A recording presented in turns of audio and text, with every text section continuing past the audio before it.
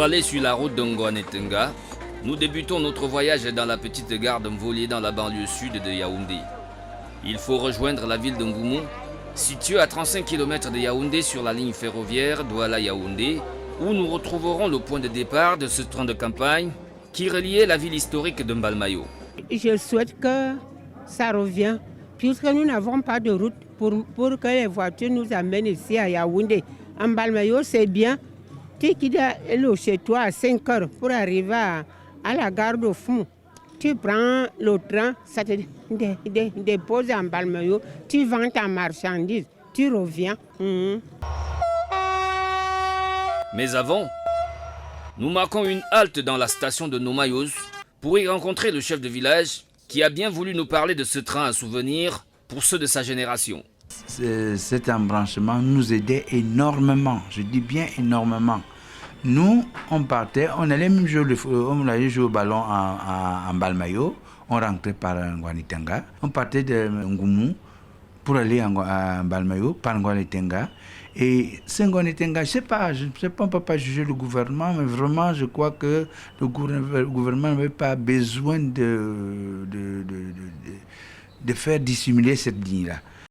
Au-delà du caractère affectif qu'entretenaient les populations de Ngoumou et Mbalmayo avec ce petit train de campagne, difficile d'expliquer les sentiments qui habitent les populations de Ngoumou. Ngoanetenga, c'était le train où les conducteurs étaient de bonne compréhension, de bonne foi. Tout de suite, tu appelais, tu étais même au bord de la rue, tu étais arrête-toi, arrête-toi. Il s'arrêtait, il te prend, il te porte, il te met des bagages et part. Et il pouvait faire 4-5 tours par jour. Et c'était comme un petit taxi de ville pour la liaison entre Mbalmayo et Ngoumou aujourd'hui. Pourquoi Ngoanetenga? Mais d'où vient donc ce nom attribué au monstre de fer? Il y avait des petits villages ici, Kodé, Mfumu et Somba. Donc ça faisait qu'on avait le vivre ici tellement régulièrement. Nous étions régulièrement ravitaillés. La chenille de fer dans cette région du centre forestier a tissé des liens inextinguibles. Unis des couples et rapprochés, deux départements connexes, Mefoua-Kono et Nyon-Esso. C'était régulier, parce que quand nous on quittait Nomayos ici, on avait Zéphyr de Nomayos, il y avait Renaissance de Nomayos, il y avait Domangini FC, il y avait plusieurs équipes.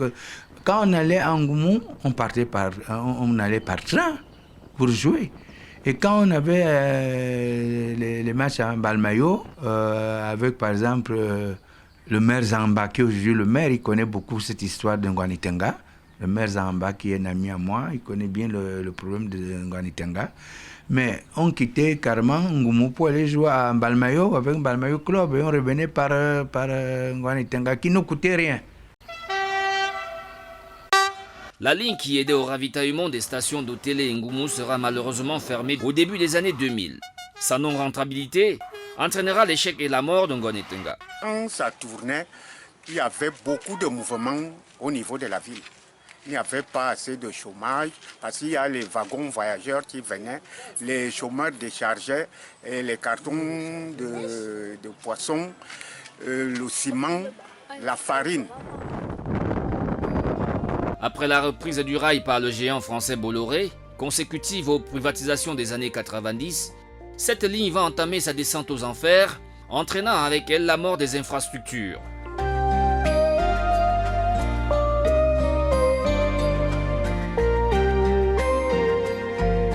Comme ici à Mbalmayo, cette cité coloniale de renom, surnommée la Cruelle par Mongo Betty, l'écrivain camerounais, elle a vu sa ligne démantelée par des vandales et qui ont vendu des morceaux de rail dans les casses des grandes villes environnantes.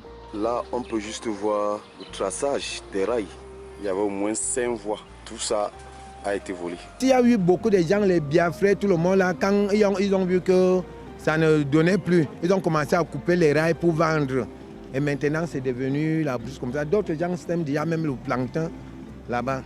Malgré tout, les populations appellent à la réhabilitation du tronçon qui serait plus bénéfique aujourd'hui et désengorgerait la route et rester la seule voie de communication qui relie Ngoumou à la ville cruelle.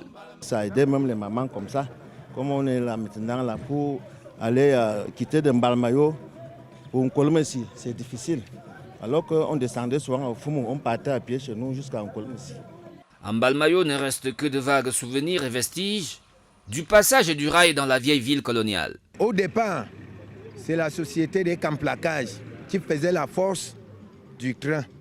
Donc quand on a sorti les camions là pour porter les contreplaqués, le bois, le transport a commencé à diminuer. Donc les gens ne payaient pas normalement le train comme il se doit parce que le train était d'abord moins cher.